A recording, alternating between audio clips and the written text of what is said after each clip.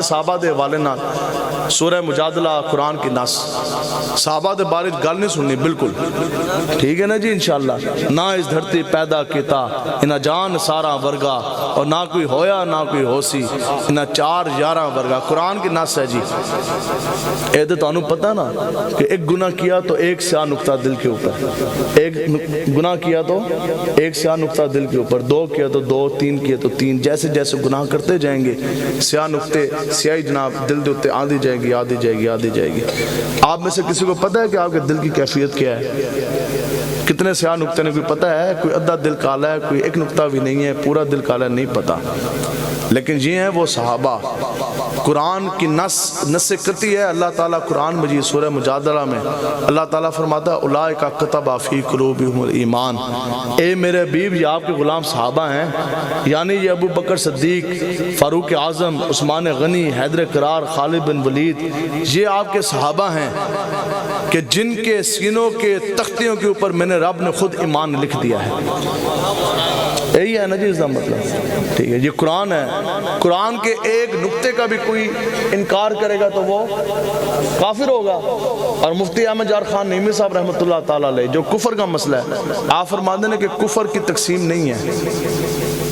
کوئی یہ نہیں ہے کہ کفر چھوٹا ہے کفر درمیانہ ہے کفر جوان ہے کفر بوڑھا ہے کفر پورا ہے کفر آدھا ہے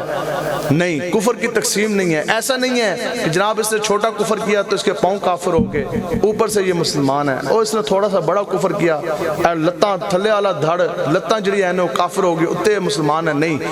ہر کفر بڑا کفر ہے اور ہر کفر پورا کفر ہے کوئی بھی بندہ کفر کا ارتکاب کرے گا ادھا پورا پونا نہیں اور پورے دا پورا ہی جناب کافر ہوئے گا قرآن مجید کا ایک نقطہ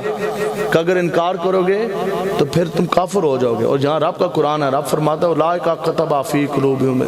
ایمان اے میرے حبیب یہ آپ کے غلام صحابہ ہیں کہ جن کے سینوں کے تختیوں کے اوپر میں نے رب نے خود ایمان لکھ دیا ہے اب جنہ دے سینے دی تختی دے ہوتے رب نے خود ایمان لکھا ہو تو پھر بتاؤ کہ اس کا ایمان رب کی بارگاہ میں کیسا قبول ہوگا سبحان اللہ تو یہ وہ صحابہ ہیں یہ حضرت عبداللہ ابن عباس حضرت عبداللہ ابن مسعود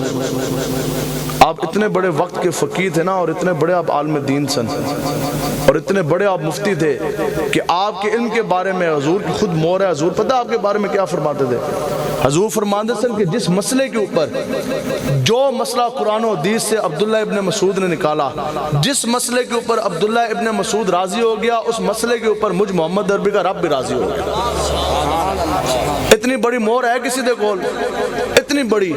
لیکن سب کچھ پا جانے کے باوجود ایک باری نا آپ کا ظاہری طور پہ جو جسامت کے لحاظ سے جو قد ہے نا وہ ذرا چھوٹا تھا تو ایک مرتبہ آپ کسی وجہ سے ایک درخت کے اوپر بلند مقام پہ چڑھے تو تیبن جڑا ہے نا اس طرح اتے ہو گیا تو اس نو کہتے ہیں پنڈلی آپ دی پنڈلی نظر آئی تو ظاہری طور پہ پنڈلیاں جو ہیں وہ ذرا چھوٹی تھی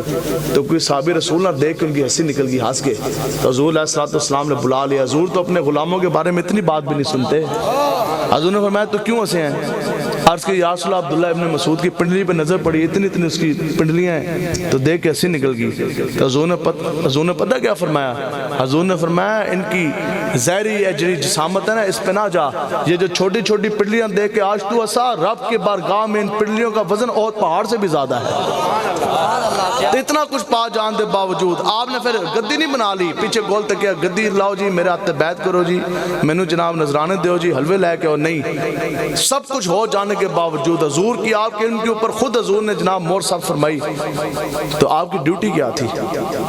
یہ ہے وہ عشق جو اپنے فیصلے کرنے میں خود بڑا دلیر ہوتا ہے اتنے بڑے فقیر آپ کی ڈیوٹی کیا تھی اس نو کہندے نے آستین اے جڑے تسی کے کہندے اس نے اپنی زبان اے ٹھیک ہے یہ کتنے ہوتے ہیں کپڑوں میں دو تو جدوں آپ اپنے کپڑے سلوانے ہوندے سن نا درزی تو اتنے بڑے فقیر ہیں اور آپ حضور فرماتے ہیں جس مسئلے پہ عبداللہ ابن مسعود راضی ہو گیا اس پہ مجھ محمد عربی کا رب بھی راضی ہو گیا تو آپ نے پھر دین کا نچوڑ نکال کے بتایا درزی دے کول جدو بھی آپ دے کپڑے جاندے سن نا تو آستینوں کے اندر نا اندر اس سائڈ پہ دو خانے بنا کرتے تھے کیا بنتے تھے دو خانے اور آپ کی ڈیوٹی کیا تھی آپ کی دو ڈیوٹیاں تھی ایک آپ جب بھی آقا و مولا روانہ ہوندے سن تو پیچھے آپ تکیہ اٹھا کے چلا کرتے تھے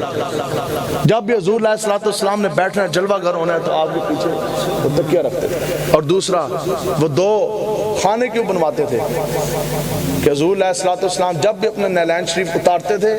حضرت عبداللہ ابن مسعود آپ کے دونوں نعلین اٹھا کے چوم کے آنکھوں پہ لگا کے اپنے آستینوں کے خانوں کے اندر سجا لیا کرتے تھے۔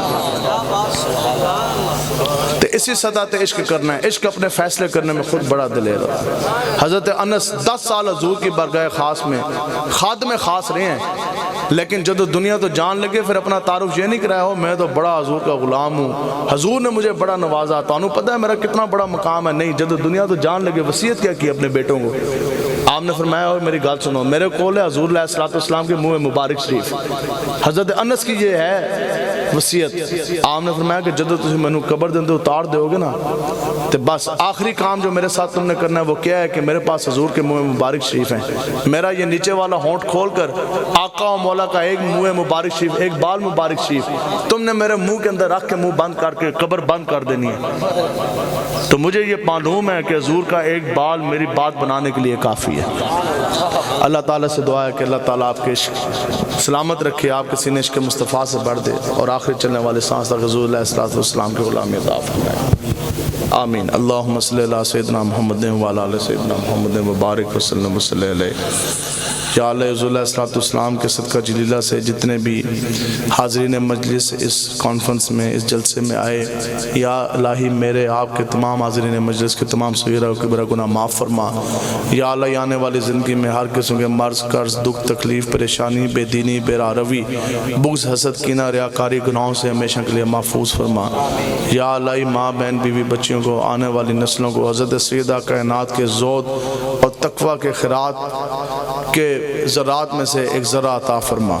یا اللہ ہمارے آنے والی نسلوں کو بھی عشق مصطفیٰ سے مطلب فرما۔ یا اللہ ہم سب کے سینے عشق مصطفیٰ سے بھر دے، غیر خدا کا روب اور دبدبہ ہمیشہ کے لیے ختم فرما۔ یا اللہ اسلام کا بول بالا فرما۔ یا اللہ کفر کا منہ کالا فرما۔ یا اللہ ملک پاکستان میں نظام مصطفیٰ کا نفاذ فرما۔ یا اللہ جتنے بھی دشمنان دین بالخصوص گستاخان رسول، منکرین ختم نبوت، انہاں دے یار، انہاں دے حامی، یا اللہ سب کے سب کو نیست و نابود، تباہ و برباد فرما۔ یا اللہ ان سب کو نشان عبرت بنا۔ یا اللہ جتنے بھی حضور علیہ الصلوۃ والسلام کے غلام اس وقت دنیا کی کسی بھی جیل میں بند ہیں، یا اللہ تجھے تیرے حبیب کا واسطہ ان کو جلد از جلد باعزت باوقار رہائیاں عطا فرما۔ یا اللہ اسلام کی بیٹی ہماری بہن ڈاکٹر رافعہ صدیقی صاحبہ کو جلد از جلد امریکی جیل سے رہائی عطا فرما۔ یا اللہ ہم سب کو آقا و مولا کی عزت ناموس کا پہرے دار بنا۔ یا اللہ ناموس صحابہ پر پہرا دینے والا بنا۔ یا اللہ اہل بیت اطہار کے ناموس پر پہرا دار بنا۔ یا اللہ صحابہ اور اہل بیت اطہار کی نوکری عطا فرما۔ یا اللہ ہم سب کی جتنے بھی جائز حاجات میں اور آپ اپنے سینوں میں لے کر بیٹھے ہیں، یا اللہ تو بہتر جانتا ہے، تجھے تیرے حبیب کا واسطہ ہم سب کے جائز اور نیک ارادے حاجات اور جتنی نیک تمنائیں آپ سب دلوں میں لے کر بیٹھے ہیں، یا اللہ تجھے تیرے حبیب کا واسطہ وہ پوری فرما۔